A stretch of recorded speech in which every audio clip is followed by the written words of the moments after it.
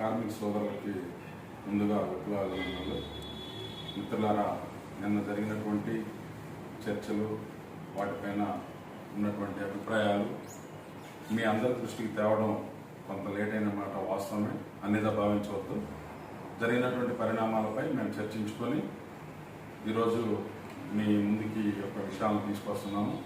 నిన్న జరిగినటువంటి చర్చల్లో భాగంగా కాంట్రాక్ట్ సంఘాలుగా 4 సంఘాలుగా మేము మాట్లాడడం జరిగింది. మన యొక్క విద్యుత్ సంస్థలో విలీనం అనేటువంటి అంశం పైన మేనేజ్మెంట్కి నలుగురం కూడా ఆ యొక్క స్థితిగతులు, వాటి ద్వారా ఇప్పుడు ప్రస్తుతం ఉన్నటువంటి సిస్టమ్ ద్వారా జరుగుతున్నటువంటి నష్టాలు, సంస్థలో విలీనం చేసుకోవడం ద్వారా కార్మికులకు కలిగేటువంటి లాభాలు, వీటన్నిటి మీద చాలాసేపు మేనేజ్మెంట్ వారికి తెలియజేయడం జరిగింది.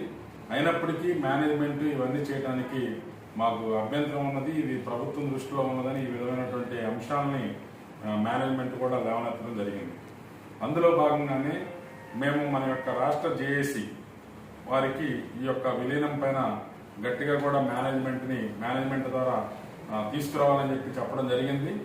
దానిలో భాగంగానే రాత్రి చాలా లేటుగా మేనేజ్మెంట్తో జేఏసీ వారు అడగటం, దానిపైన ప్రస్తుతం ఉన్నటువంటి పరిస్థితుల్లో ప్రధానమంత్రి పర్యటన సందర్భంగా 2 రోజులు వాయిదా వేయాలని మేనేజ్మెంట్ కోరటం, ఇవన్నీ కూడా రాత్రి జరిగింది.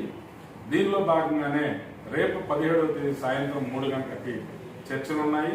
ఆ చర్చల్లో మళ్ళీ ఒకసారి మన కాంట్రాక్ట్ కార్మికుల పక్షాన మేము మన యొక్క విద్యుత్ సంస్థల విలీనం, సమాన పని సమాన వేతనం అనేటువంటి డిమాండ్ని మళ్ళీ వినిపించేదానికి సిద్ధంగా ఉన్నాము. 17వ తేదీన సాయంత్రం ఏపీ పవర్ జేఏసీ వారు కూడా ఆ రోజు జరిగేటువంటి పరిస్థితులపై తీసుకున్నటువంటి నిర్ణయాలను బట్టి మనం కూడా ముందుకు వెళ్దాము తదుపరి. కాబట్టి ఇప్పుడున్నటువంటి పరిస్థితుల్లో రేపు 17వ తేదీ చర్చలు జరిగేంత వరకు కూడా ఎవరు ఎటువంటి నెగిటివ్ కామెంట్స్ పెట్టద్దు. ఆ తదుపరి మనం పవర్ జేఏసీ తీసుకున్నటువంటి నిర్ణయాలపైన తదుపరి నిర్ణయాలు మనం తీసుకుంటాం. కాబట్టి ఈ యొక్క విషయాన్ని మీకు తెలియజేస్తా ఉన్నాము. Thank you.